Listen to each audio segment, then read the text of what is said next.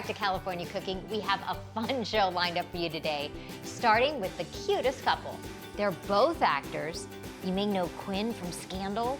They had a little downtime during quarantine, so they decided to start a Philadelphia-style pretzel company from their home.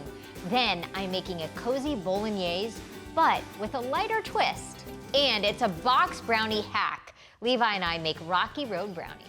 Adam Shapiro and his wife Katie Lowe's are my new favorite Hollywood couple. They are adorably in love.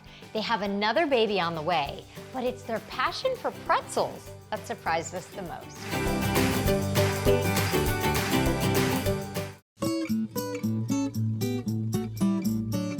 Okay guys, you know how people are doing really clever and creative things during quarantine?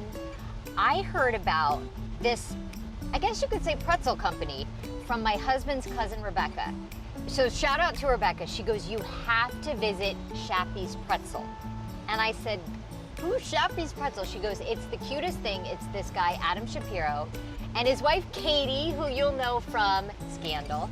And they're the cutest couple, and they decided to start a pretzel company during quarantine. And she said, all you do is you place your order online, you drive up to their house, and they bring you out delicious homemade pretzels that they're making in their kitchen. And I thought, what a fun idea. And they're about to have another baby, so their hands are definitely full. But let's go get some pretzels. There he is. So tell me more about this pretzel business. It's a total passion project, and like, I'm Philly. The whole point of this was just to make my son these pretzels. And then I realized there are no Philly pretzel recipes online because there's like 2 families that make them in Philly. So I had to go online, and you know how like when you're looking up recipes, you know, there's all the comments. Sure, yeah. And a lot of the comments were like, no, in Philly, we don't use that, we use this, you know? And I would write it down. And I finally, like, after a bunch of months, like, made my own recipe. Philly transplants here in LA, what do they say? It's like an emotional experience. Have you seen tears? Yes, 100%. No. The moment they smell it. Because it's weird, a lot of people, like, haven't been back to Philly in the longest in their whole lives. Yeah. Just because of this pandemic. Yeah. So, like, this cart full of girls showed up, and we have been emailing a lot about Philly, you know, on the orders. And then I put the thing in, and the smell filled the car, and they got all teary-eyed. And I always say, it's like, you know, the pretzels are delicious, but we're not selling pretzels. We're selling, like, hugs from home. Yeah. You know, we're selling just 5-10 minutes to escape this ridiculous reality that we're in. Hi, Katie! We're selling hugs from home. We always sell hugs from home. I love you. Welcome to our kitchen, everybody. Mass kisses. Welcome. Mwah. Welcome to our, we call this our pregnant pandemic pivot. pretzel pivot. Pregnant pandemic pretzel No, you pivot. said pandemic. Oh, That's yeah, not no. Pregnant pandemic pretzel pivot. Okay, cool. We got that. It's really exciting and fun, and like, you know what? We're a couple of actors, and the acting industry is a little bit slow at the moment, and we have a toddler. So what better to do to spend our time than you to become this incredible entrepreneur? Entrepreneur, pretzelpreneur.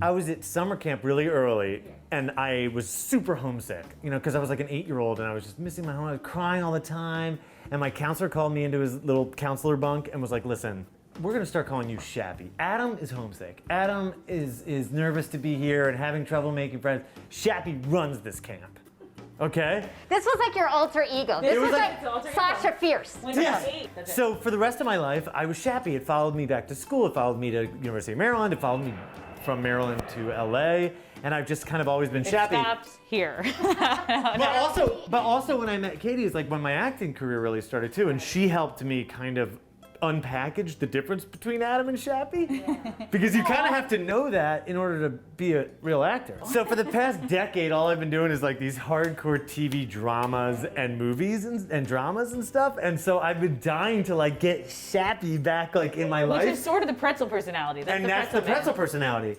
twisted. I drove up here and you were dancing for your customer. When the kitchen's going off, it's like he's blasting. It's like Boys to Men, Motown Philly, It's like all about- anything that's like a Philadelphia situation.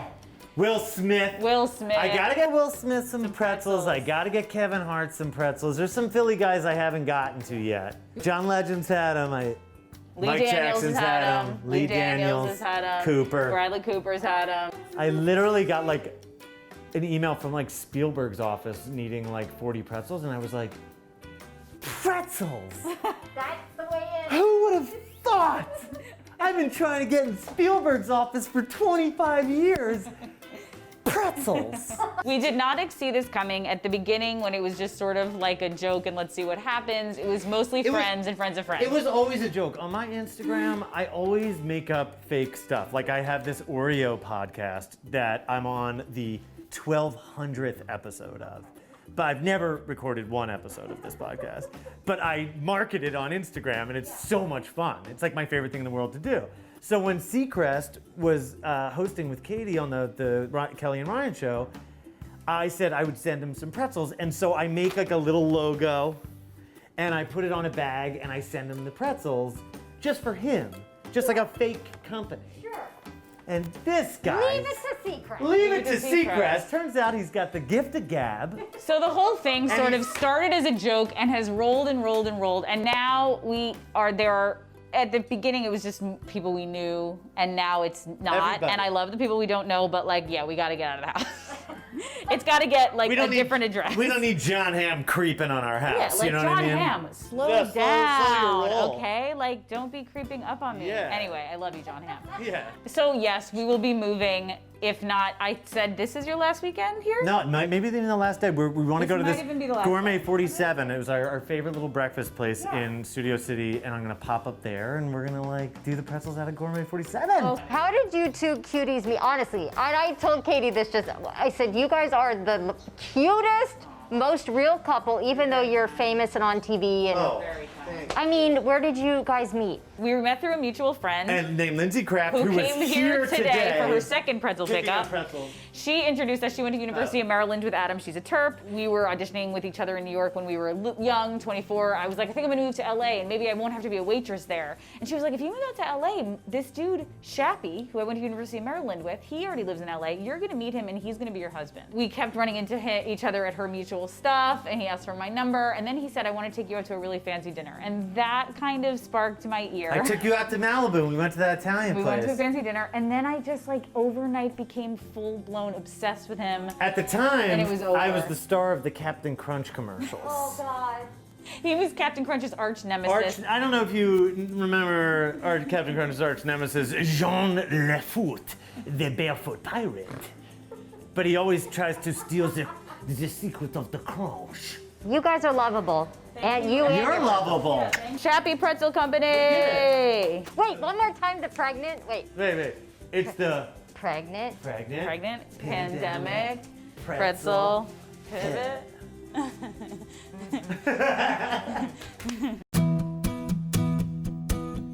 Your pretzels, hot, out of the oven. Oh my God. Yeah, hit them with a little bit of mustard. Those smell so good. Yo, Jessica. They're not even gonna make it home. No.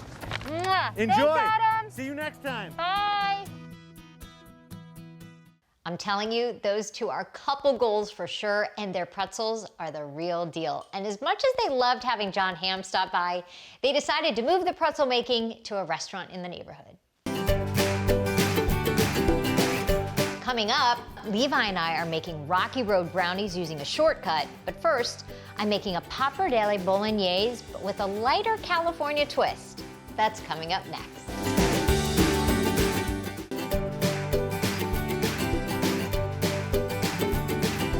I love a good homey bolognese, but I've been trying to eat less red meat lately, so I decided to use chopped mushrooms instead of meat, and it was good. Take a look.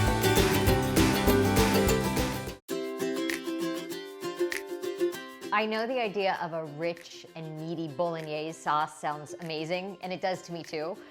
I don't want to disappoint you guys by saying instead of meat, I'm going to use mushrooms. I hear the moans and groans now, I hear it. But hear me out, because I love a meat sauce too, and bolognese is this, you know, kind of decadent sauce, and it cooks for a while on the stove.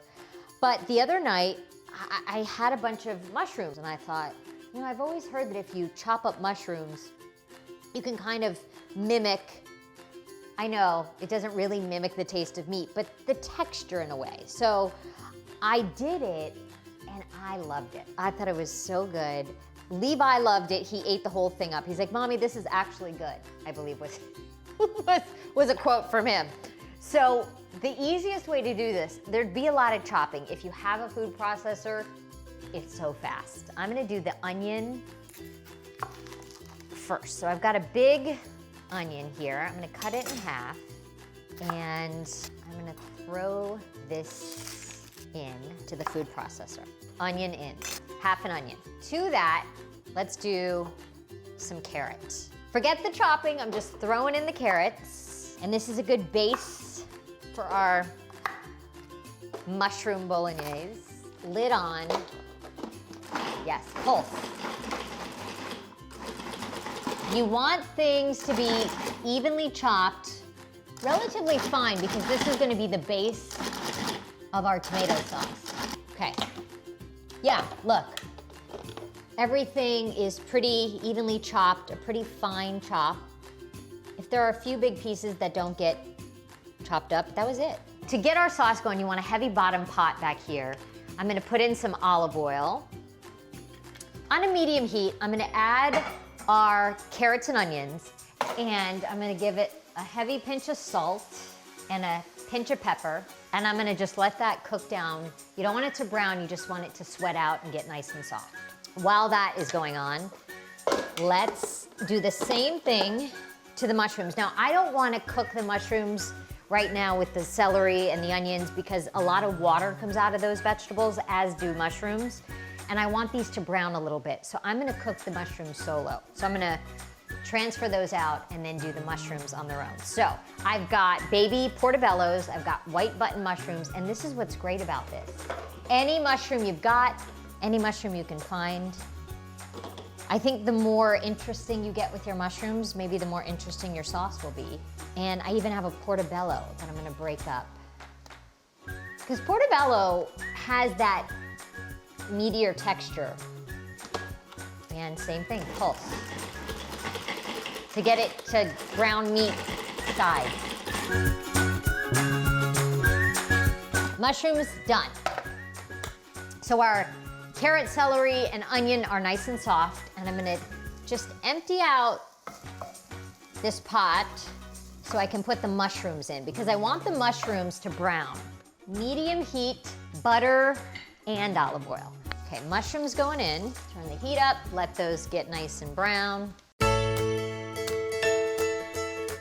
So the trick, I think, with the mushrooms is I want to cook them at a medium-high heat. You want the water to come out, and then you get the flavor. And even if they brown a little and get brown bits, that's good. I like that. So to our mushrooms, I have not added salt yet, so I'm gonna add salt. And so they say if you add salt too early to mushrooms, it kind of makes them watery. To our mushrooms that are now nice and browned, I'm gonna turn down the heat just a tad, and I'm gonna add 2 big cloves of garlic. Stir. Ooh, it smells good. This veggie goes back in. The carrots, celery, onion, already been cooked. Back in. Okay. Stir that around. To that, some white wine. This is a Sauvignon Blanc. Cook off until you smell the wine flavor dissipate, the smell of it. You want to cook out that wine flavor just a little bit. That was probably 1/4 cup wine. Okay, now, a nice can of crushed tomatoes. Give it a stir. Turn this down to a low. You want this to now just simmer gently. To that, I have some heavy cream. I'm gonna get a little bit of heavy cream in there. Again, probably 1/4 cup, not a whole lot. Take it down, and pinch of salt, heavy pinch. And you're gonna wanna taste it, pinch of pepper. You're gonna wanna taste it just to see where you're at with the salt. And again, that will intensify as it cooks a little bit. So, but you definitely wanna add some now. And the last thing I'm gonna do before I let it gently simmer, and I have Parmesan rinds. I save them in the freezer. This is where it gets to the point where there's not a whole lot left. But if you add these to sauces, you just tuck it in there. Lid goes on, and this you could just gently simmer for, I would say, at least 30 minutes. So as our sauce has been cooking for about 30 minutes, I've got a big pot of boiling water, a nice couple of pinches of salt, hefty pinches. You want the water to be really salty when you boil your pasta. I got a pappardelle pasta. I think that's the proper way to say it. And it's a nice, thick, wide noodle. So I'm gonna use this. This cooks in about, I think about 7 minutes. So that's gonna go in. Let me make pasta in. All right, our pasta's done cooking. So I'm gonna just add it right to our pot of sauce. I'm gonna turn this pot off. To this, some butter on top of our pasta. And then you just wanna get all of that coated. And as it sits in here, as it's all hot, it's gonna soak up this sauce and coat all of that pasta. All right, now to plate it up, I've got a bowl. Oh, this smells so good. This is what you want on a Sunday with a nice glass of wine. To that, you could do grated parm. I happen to have these Parmesan shavings that I thought looked amazing. On top, I'm gonna take some fresh basil and just tear it up. And our pasta is done. Our mushroom bolognese. I don't think you're gonna miss the meat. Voila. I'm telling you, that pasta hit the spot and I didn't miss the meat at all. If you want the recipe, you can check it out at our Instagram page at KTLA California Cooking. Coming up, I'm showing you how to take an ordinary box of brownies and turn it into an even more amazing dessert with just a couple ingredients. That's coming up next.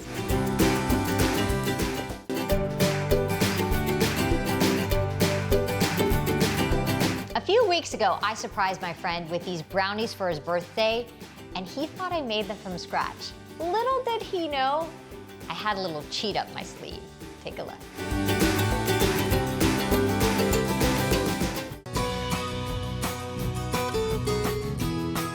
Levi, I remember who we made these for whose birthday? I forgot. Phil. Oh, yeah. Remember our friend Phil? It was Phil's birthday, and Phil thought I made him homemade brownies. But little did Phil know, it was box brownies. But what I like to do with my box brownies, and I'll be honest, I've had homemade... Can you dump? I've had homemade brownies, and I'm always partial to the box brownie. But the way I can sort of call them homemade is I like to jazz them up. So Levi, we're going to make a Rocky Road brownie. Break the chocolate. We're gonna make a Rocky Road brownie, and we're gonna put some walnuts in there, and then on top we're gonna melt some marshmallows. Here goes the water. All you're doing at this point is following the instructions on the box. So, quarter cup of water, egg going in, vegetable oil. Keep it in the bowl if you can. Keep it in the bowl if you can. Making a big mess. Now this is the little stuff I add just to zhuzh it. Vanilla, espresso powder. I'm gonna do about a teaspoon of espresso powder. Oh, I know. Just what you need, Levi, espresso. Make sure you don't see any of the What? the Dry. dry ingredients. Exactly. Now to our brownie pan. I put some parchment paper in there, so hopefully I can lift it out, which makes it much easier to cut. Some spray. I'm gonna help you, and you're gonna, yep, perfect. Thank you. We have a lot more. Yeah, we have made I'm covered. I don't even know how. Oh, Levi. Okay, okay. We're making a big mess. Yeah, I'm gonna do half and half. I'm gonna do half Rocky Road. What should we do the other half? Do you wanna put something in it, on it? No. For the Rocky Road fun part, you could do minis or you could do big. Can you put a few in there?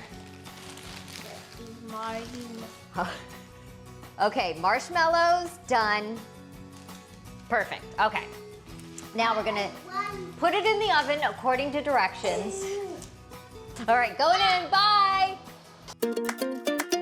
Levi, hey Levi, you wanna help me cut these brownies? No. What are you doing? Painting our brownies. Look at these babies. Now, in the oven, these marshmallows puff up really big, and then once you take them out, they deflate, but that's okay. Still, they're gonna be delicious. And look how easily, because of the wax paper or parchment paper, it comes right out. No stick, which is excellent. Usually, you have to wait for a brownie to cool down. I might not be able to wait, you know? They look homemade, don't they? You'll fool everybody with these. I fess up. I admit, this warm brownie with a cold glass of milk.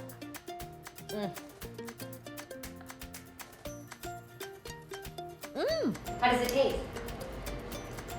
Good. Levi would have eaten that whole tray if I would have let him. That kid loves chocolate. And if you love brownies as much as I do, you're gonna enjoy this recipe. Check it out at our Instagram page at KTLA California Cooking. Well, that does it for us. Thank you guys so much. We'll see you back here next week. The floor is lava, so you can't get down. I know it's not lava. Ah, burning, hot. Lava. I have lava shoes Do you need some milk? to wash it down. Yeah.